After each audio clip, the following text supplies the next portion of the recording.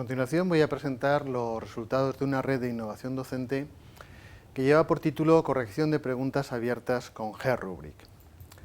Este es el esquema que voy a seguir. Voy a empezar con una pequeña introducción, el marco teórico, metodología, resultados, discusión y conclusiones.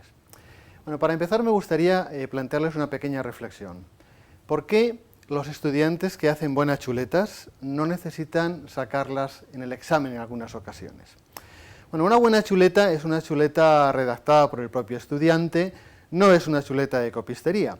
Y hacer una buena chuleta requiere hacer una lectura analítica del material de estudio, extraer las ideas más importantes, resumirlas, ponerlas por escrito con tus propias palabras, y hacer todo esto genera aprendizaje. El fundamento teórico de esta experiencia tiene que ver con una corriente que se ha desarrollado en el ámbito anglosajón y que se conoce con el nombre de Writing to Learn, es decir, la escritura puede ser un método de aprendizaje.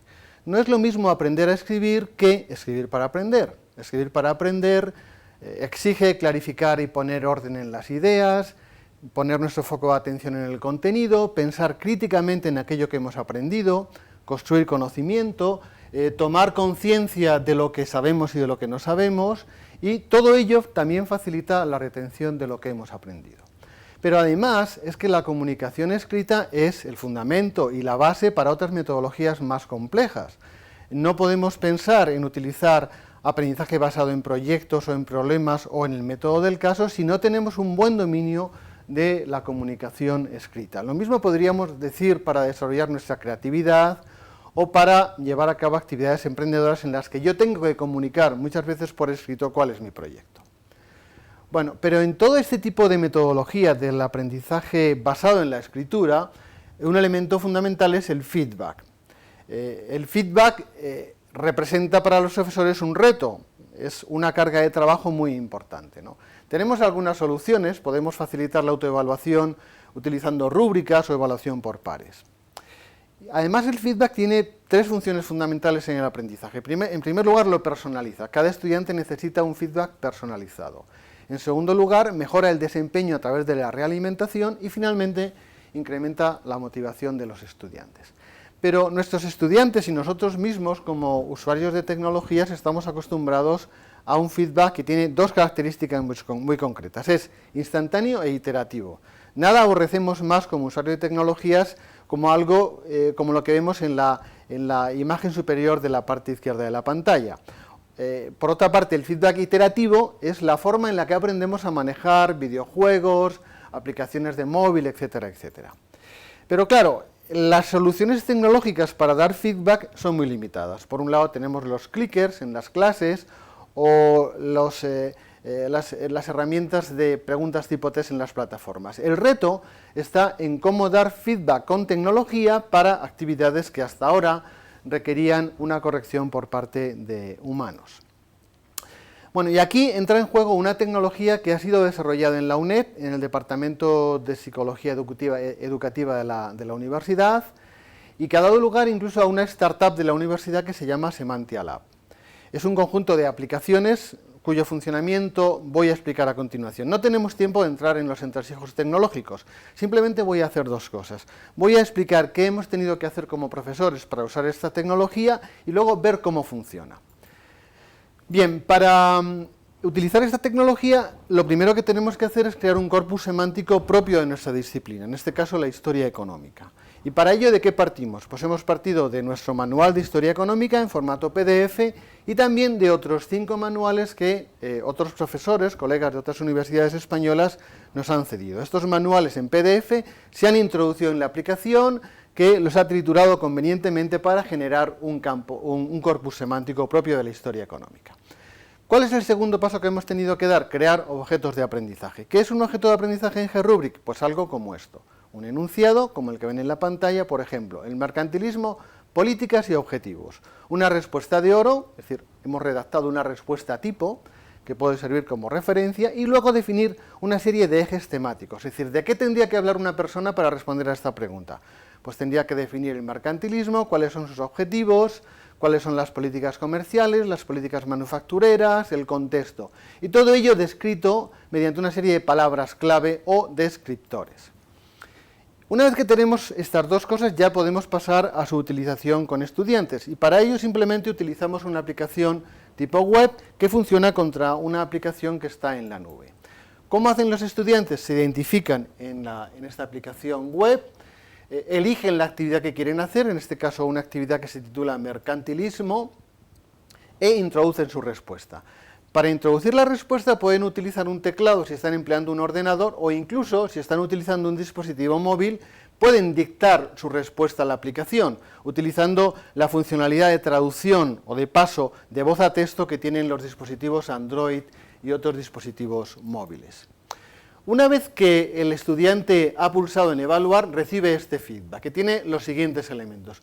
Una puntuación de contenido, en este caso muy baja, puesto que es 1,51 sobre 10, una puntuación de estilo, que indica hasta qué punto el texto es correcto, ortográfica, sintáctica y gramaticalmente, y luego, muy importante, un feedback gráfico como el que ven en la parte inferior de la pantalla.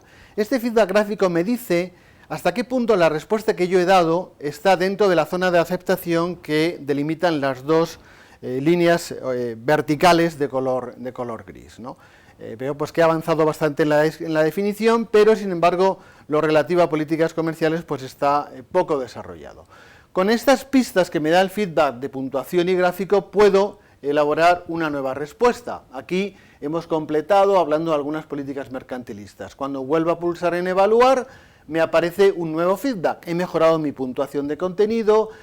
Tengo también dentro de los márgenes la puntuación de estilo, puesto que es superior a 80, y veo cómo claramente he avanzado en las diferentes ejes que delimitan mi respuesta. En la siguiente pantalla podemos ver la diferencia entre el primer resultado y el último, y de esta manera el estudiante pues puede ir mejorando y puede ir aprendiendo, puede ir depurando su respuesta. Al final recibe un informe con los resultados. Bueno, ¿qué metodología hemos utilizado para usar esta aplicación en una asignatura masificada de primer curso con unos 3.000 estudiantes? Lo primero que hicimos fue pedir voluntarios. Aparecieron 120 voluntarios, a los cuales se les propuso llevar a cabo 7 actividades voluntarias, 2 actividades cada 10 días, con 3 intentos de respuesta en cada una de ellas, y el incentivo era una mejora en la nota final, basada no en las notas que obtuvieran, sino en el número de intentos que realizasen para mejorar sus respuestas. Vamos a ver muy brevemente los resultados. Aquí tenemos la participación y el número de intentos realizados. Como vemos, la participación fue decreciendo conforme fue avanzando la experiencia, pero los intentos realizados, sobre todo en la última parte de la experiencia, fueron cada vez mayores, es decir, los que estaban enganchados en la aplicación cada vez utilizaban más intentos para mejorar sus respuestas.